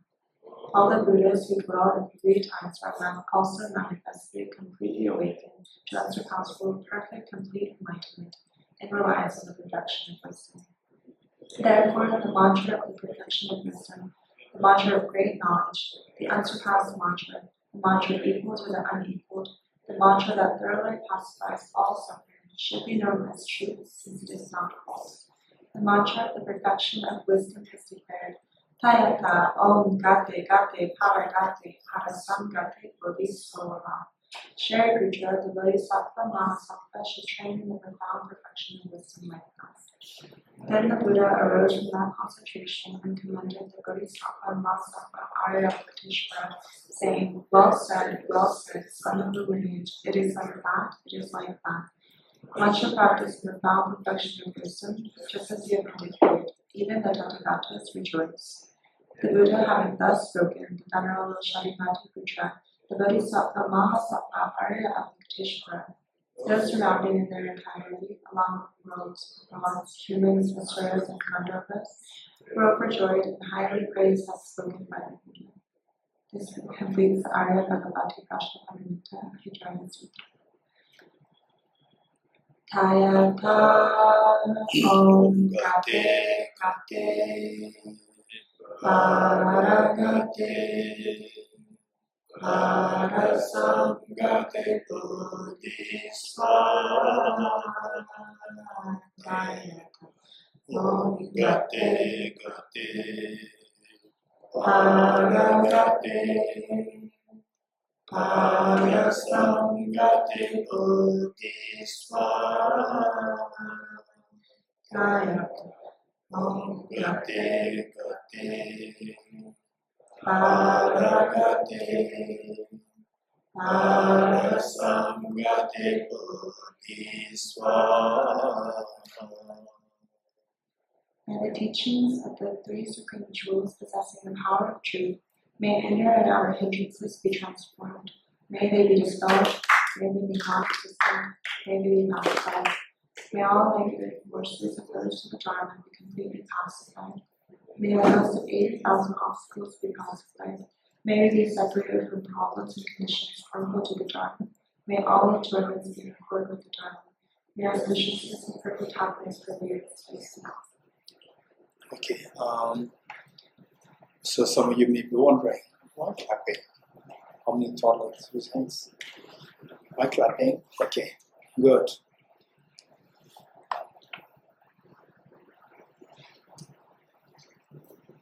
In the conventional world, people clap. When do they clap? Some rejoice or?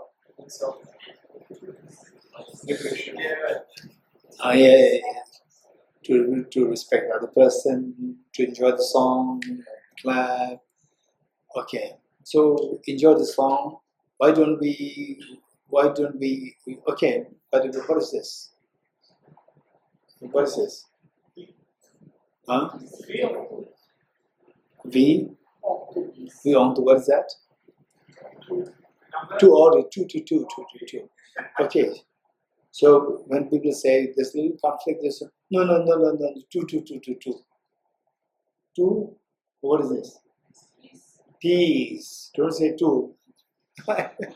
Peace, you're going to get. Otherwise, three is better than two. Three. Or this piece, if this is piece, then two pieces. Two pieces. Why are you laughing? Why are you laughing? Why is this we? Why is this two? Why? No reason. This is known as pure contention. You're getting it? Peace. Then two pieces. There should be two pieces. You're getting it? But this pure contention. So clapping, for example, putting your hand, some respect or disrespect. In some tradition it's respect, in some tradition it's disrespectful. You're getting it? Say, in the, let's say, the golden time Buddhist tradition, where somebody comes with the head on, this is disrespectful. Whereas in some other places, if you don't put the head on, this is disrespectful. They will be emotional, they become very angry. And why you are not respecting our tradition, you have to put on a cap, put on the hat. You're getting it? So it's purely convention. And people are bound by the convention. Who creates convention? Convention is what we create, and we are bound by the convention. We are again imprisoned by the conventions. So, knowing that these are conventions, for example, clapping, when you recite this, clapping is a convention to ward off the evil forces. It's a convention. So, it's a convention. Not that all conventions same everywhere. Some conventions can be totally opposites. So therefore, it's still a convention, right? Whereas if you don't want to clap, no need to clap. If you want to clap, and we are just trapped by the conventions. Okay.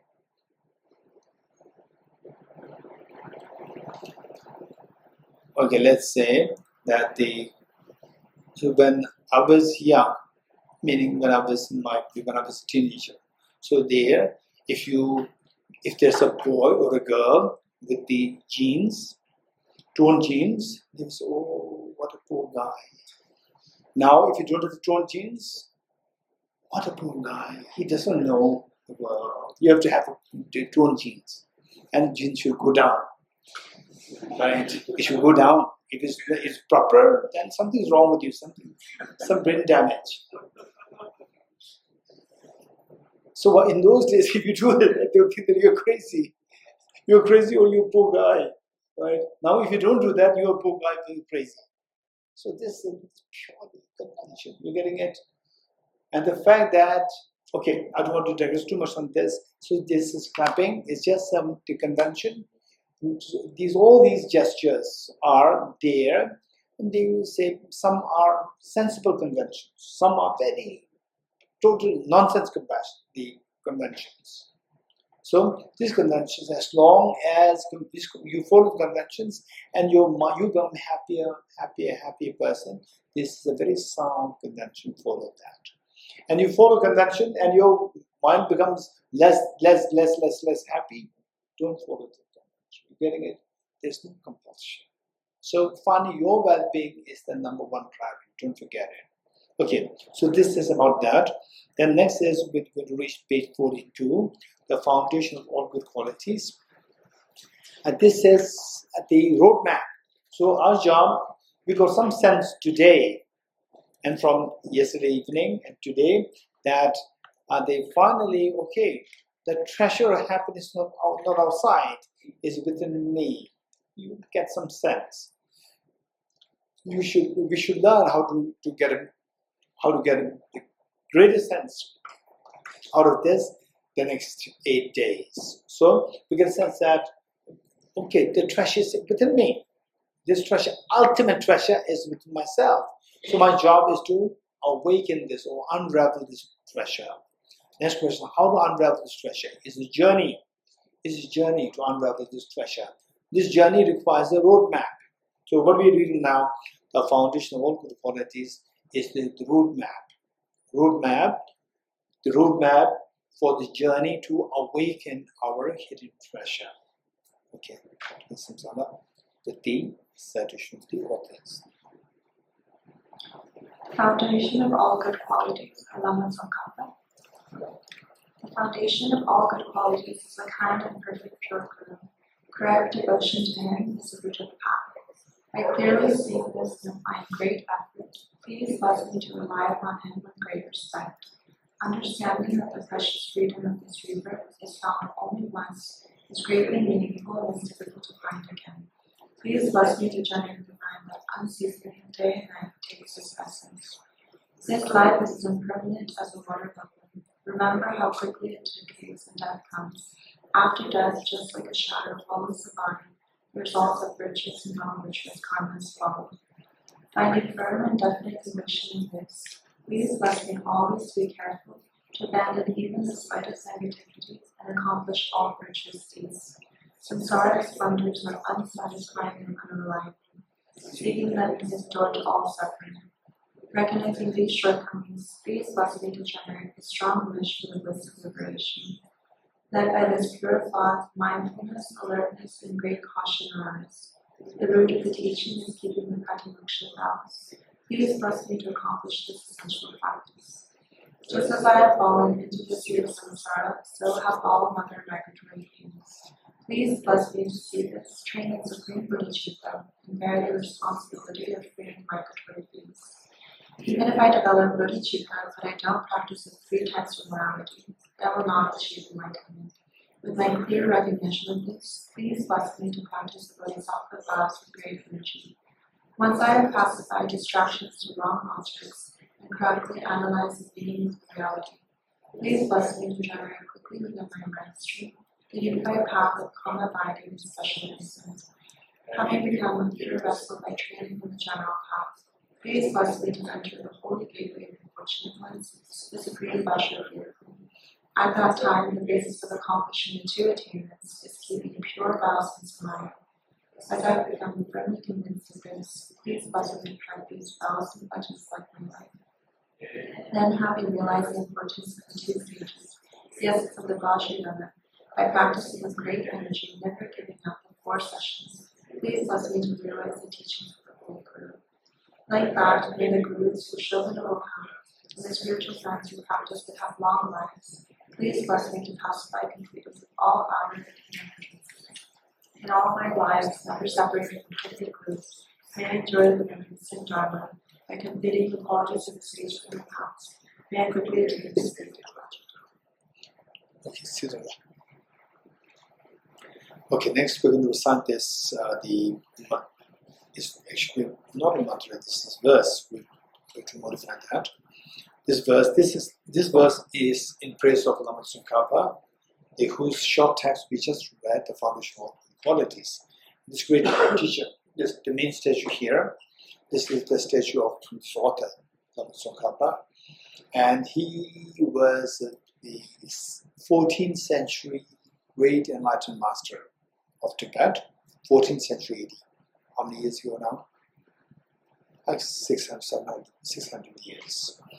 And actually this verse was originally composed by himself as a praise to his teacher, Geshe-la, and his teacher read it where the author Lama Tsongkhapa, he equated his teacher with the 3 perfect qualities of the Buddha. So when you become Buddha, you need to have the 3 perfect qualities: perfect love, perfect knowledge, and the perfect power.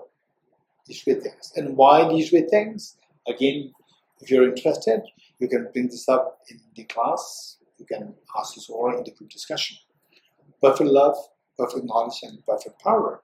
So, and these are 3 main qualities. Of course, when you become Buddha, you have to have infinite number of good qualities, perfect qualities that you can attain. And of these 3 are the main: perfect love, perfect knowledge, and perfect power. So, the author Lama Tsongkhapa, he equated his teacher with these 3 perfections of the Buddhist qualities, and the perfection of the wisdom is depicted as Are Manjushri. You see Manjushri? over there, over here on the wall. Yes, over there. So there are the Manjushri there. Then the perfect compassion is Aravadopatishvara, which we talked about in Heart Sutra. Then the perfection power is either Vajrapani. It's all three there. So that at the top, and top right, what's your name? Near. So near the wall next to near at the top right, there are three there. The white one is the Aravadopatishvara, the Bodhisattva of compassion, and to his the right side with the little maroon, the saffron color or the yellow color, that is the Arya Manjushri, the Bodhisattva of wisdom.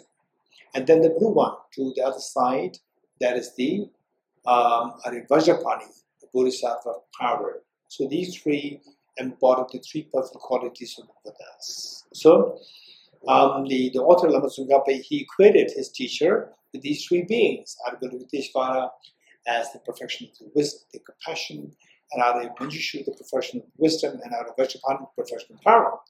And the teacher reading this praise, what it is that he erased his own name and replaced it with his student's name, Lama Tsongkhapa's name. Lama Tsongkhapa's statue is here, the main one. He moved his own name and replaced the student's name, saying that this praise fits better with you, not with me.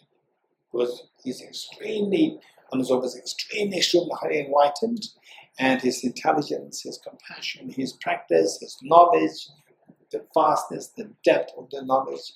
So the teacher said that this praise fits better with you.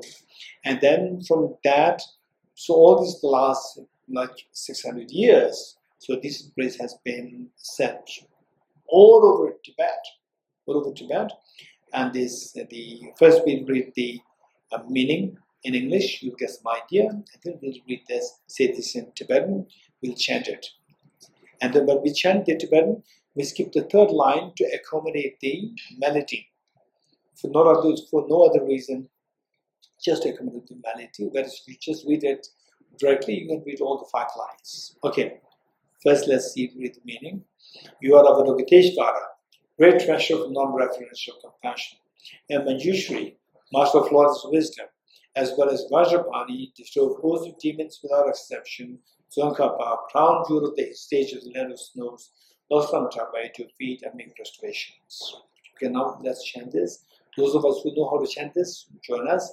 And those who do not know how to chant this, just listen to us and join us.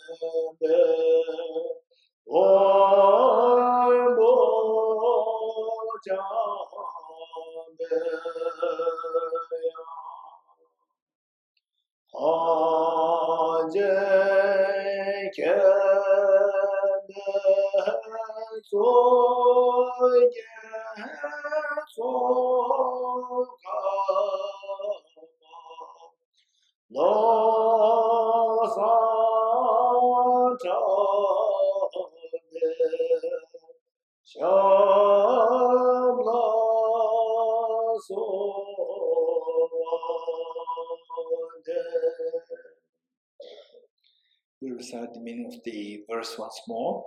You are Vadavadeshvara, great treasure of non-referential compassion, and Manjushri, master of flawless wisdom, as well as Vajrapani, the so-called demons without exception, Sankapa, crown jewel of the sages of the land of snows, Losantapa, at your feet and make prostrations. Okay, next we turn to page 50. Okay, so in English, so here the book. Okay, page 50. Those who have the new version. Okay, is there anything? How many verses are there? How many verses? 3. Okay, 3 resigns, only 3. Okay, how many verses are there?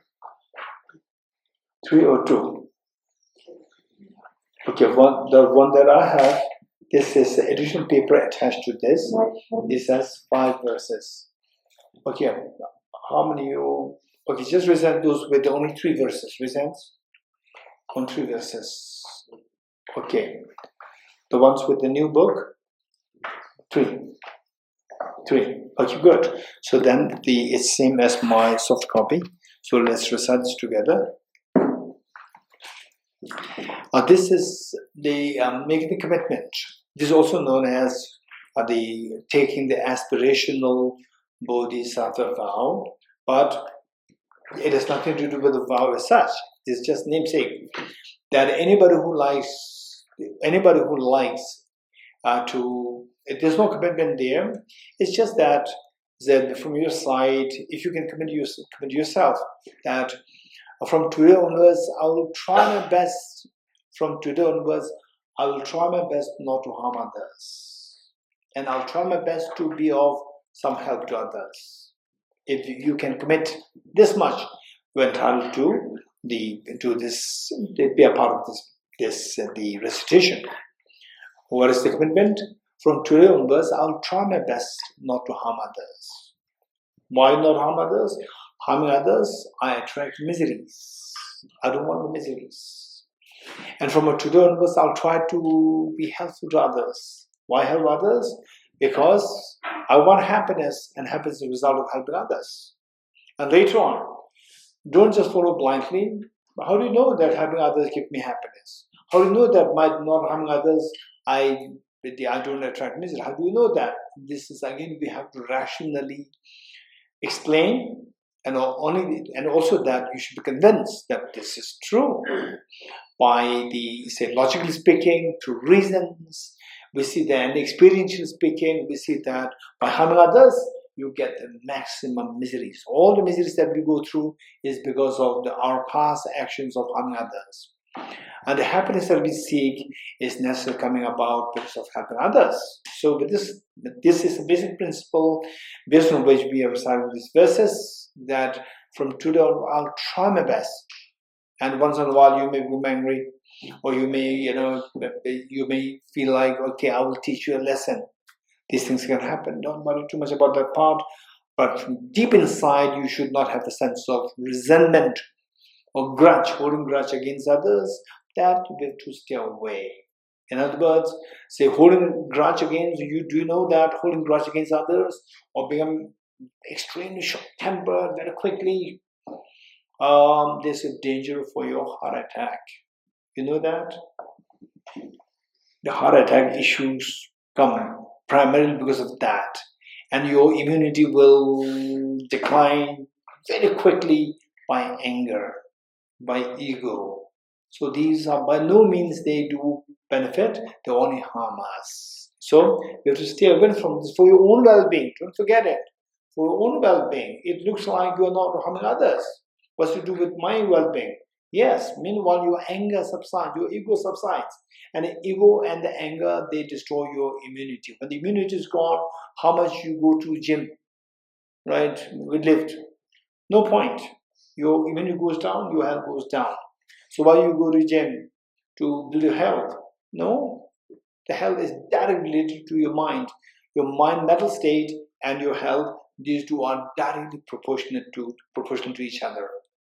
So no matter how much you eat good food and gym, if your mind is always angry, egoistic, your health, you're doomed to your health is doomed to suffer. So therefore, for your own well-being, this is what will be done, not to harm others and to, if possible, always to help others. Of course, very skillfully, because helping others, oftentimes people read that as your weakness, your softness, your weakness. It's not your weakness, it's your strength. It's your strength. But some people, they try to be very compassionate. At the moment, the other people, they take advantage of you, then you give up, your compassion turns to anger. So that is our weakness. This is a real weakness. The real strength is where you practice compassion, known as the skillful compassion. Compassion where there's a win-win happening, not like win and lose. Win-lose, there's a danger that you lose compassion. So win-win, that's known as skillful compassion. So with this mind, let's recite the first verse together 3 times and then followed by the two remaining verses. I'm going to quickly explain these verses. Quickly explain this so that from tomorrow I don't have to explain this. Okay. The first verse it says that I'll go for refuge to the triple gem, which means that I'm on a journey. I embark on a journey of awakening the hidden treasure within me. So this is a journey that I've never embarked upon till today. So therefore I need a tremendous support. So before you came to India for the first time, how many of you Google searched what is India, how to go there, reasons? You're seeking the help of the Google. You're getting it? So this journey is, but a Google may not be a good teacher. Google can be the best of the teacher and the worst of the teacher. Right? It can teach you the worst things. And it can teach you the best things. If you're smart, you can take the best out of the Google. And if you're not smart, you can take the worst of the Google. Right? Google can be the worst of the teacher to destroy you. And it can also create you. It can also support you. It entirely depends on you. So, and that this journey requires a great support.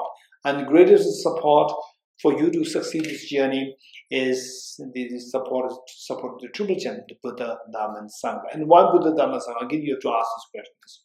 The next is that this journey involves a road. And the road, if that is blocked by fallen trees or the boulders and so forth, you cannot undertake the journey. So this road is none, as only mind. It's a mental journey, it's not an external journey. It's a mental journey. So your mind must not be blocked by the fallen trees and the boulders of the mental defilements like negativity, anger, negative karma, or ego, and so forth. So we have to remove them. How best to remove them is by confessing the negativity. Second line says, I confess the negativities individually. Now the road is very clear, but if the car does not have fuel, again you cannot undertake the journey. What is that car? It's not an external car, it's the car of your own mind. Your mind should go. So this mind must have enough fuel of the virtues. So, and how to do that is by rejoicing in the virtues of others.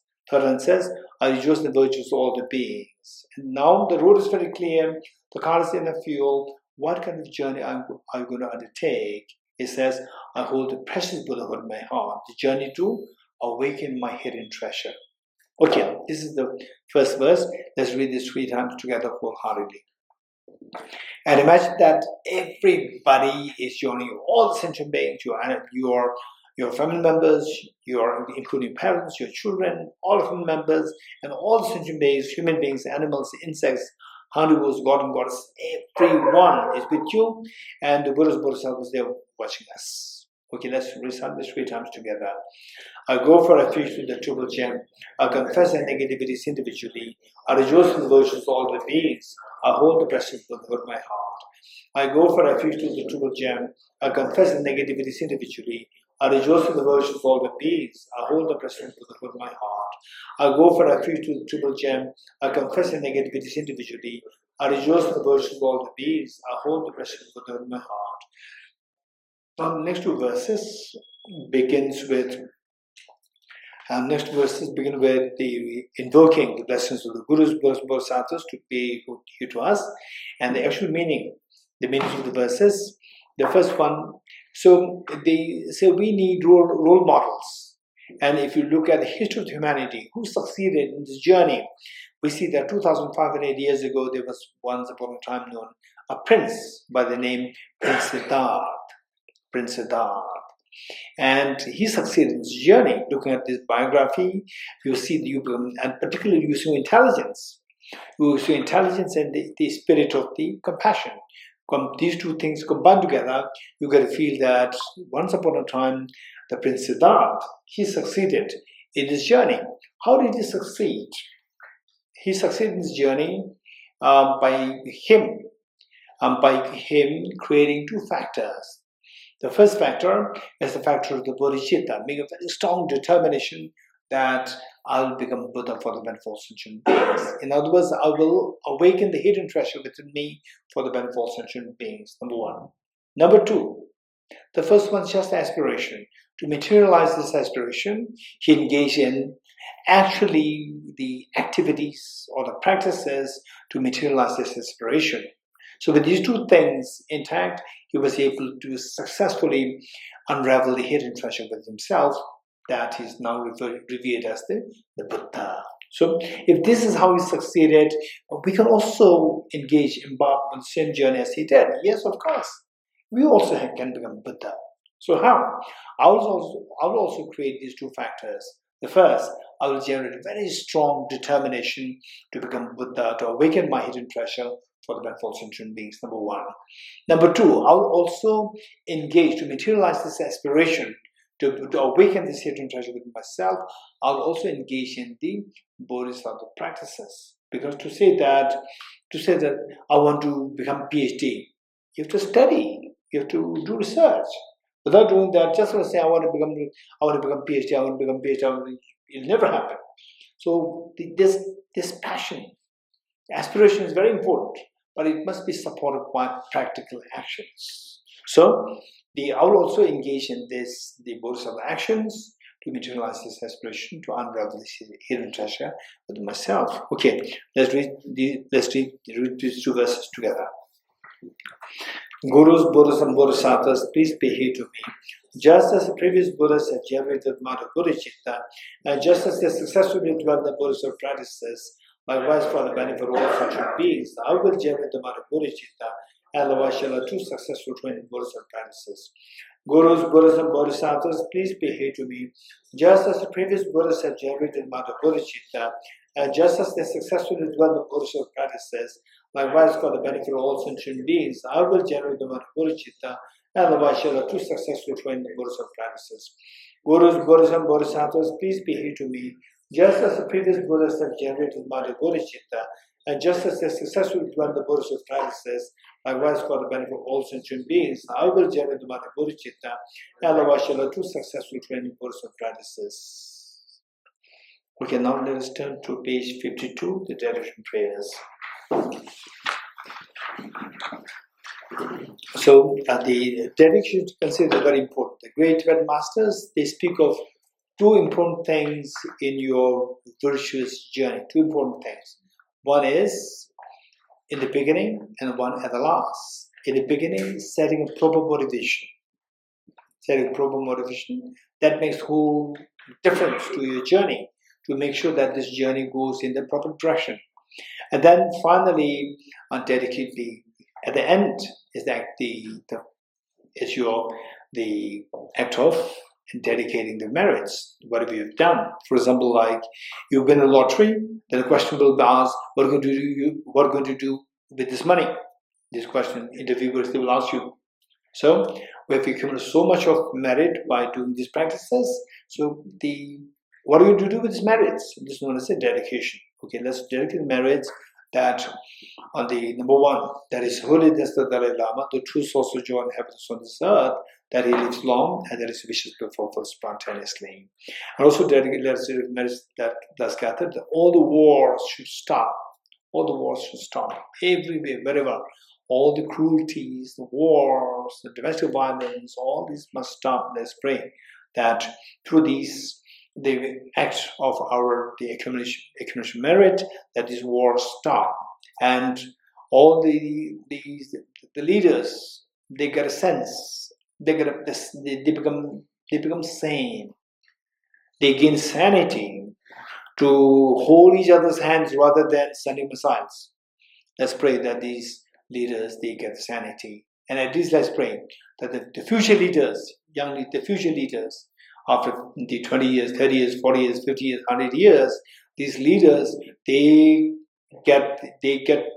come in contact with a program known as the C-Learning, social, emotional, ethical learning, which comes under the broad umbrella of His Holiness' vision of the universal ethics for the whole world. Whether you believer or non-believer, that everybody, they practice this, taught this in the modern education as a part of modern education curriculum, and that these people, these young people today, age 10, 20, these people, when they become the leaders after 10 years, 20 years, 30 years, 40 years, they know how to shake hands, not to send missiles. So let's pray that this program really succeeds. It is actually succeeding so well on the grassroots level. Let's pray that it is eventually adopted by UNO and by all the governments, that this program to be included as the mainstream program to educate the heart of the children, so that these children, when they become the leaders of the future, that they shake hands, they give hands to each other rather than sending missiles. So let's pray that this happen, and the goodness. Let's pray that goodness spreads, universal compassion spreads, common sense spreads, the wisdom of common sense spreads. So with this mind, let's say the following verses together. I dedicate the merit thus gathered towards the realization that is in the prayers of Buddhas and Bodhisattvas of 3 times, and to the holding of the doctrine, scripture, and insight, and all lives through the force of this merit, never separate from the 4 wheels of the Mahāyāna vehicle, and accomplish the 8 stages of the path, renunciation, bodhicitta, perfect went to 2 stages. From our 2 collections, vast the space that have amassed, from waking up the effort at this practice for a great length of time, may I become the chief leading Buddha for all those whose minds blinded ignorance. Okay,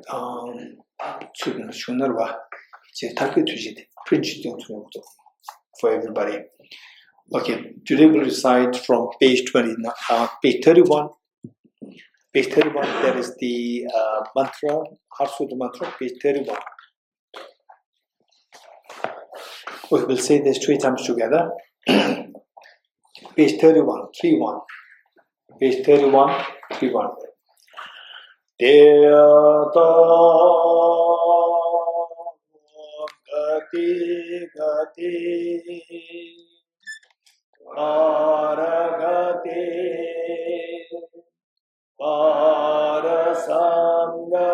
bodhisvatyata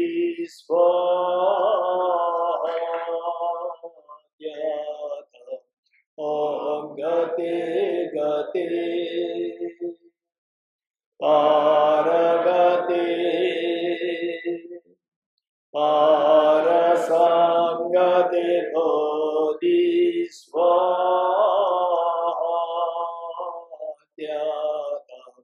om gati gati paragati parasamgati Gate Bodhisvatyata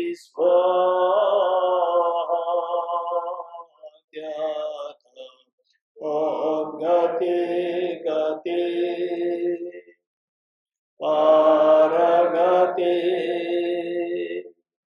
Parasamgate Bodhisvaha.